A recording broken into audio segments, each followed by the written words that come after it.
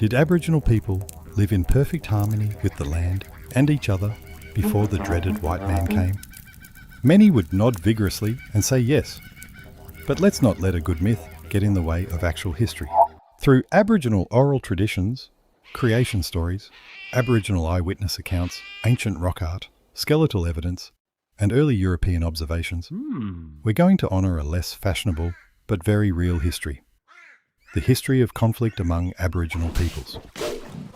By the end of this meticulously well-researched course, you'll be able to separate myth from history, paying respect to Aboriginal peoples while bringing overlooked truths to light in a way that sparks real conversations. Did you know? Really?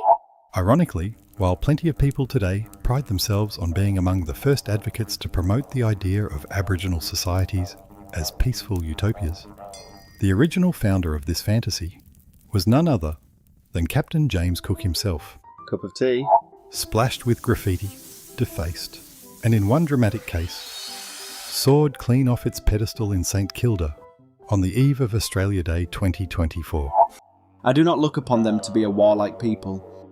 On the contrary, I think them a timorous and inoffensive race, no ways inclined to cruelty.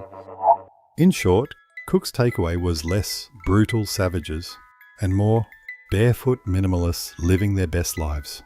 History's rich with tales of armed conflicts, duels, battles, and warriors of legend. A prominent Aboriginal man bluntly told him, "Our country was strewn with bones, and we were always at the war." hardly the kind of quote you'd expect to see proudly displayed in an Aboriginal art gallery. Unless irony was the featured artist.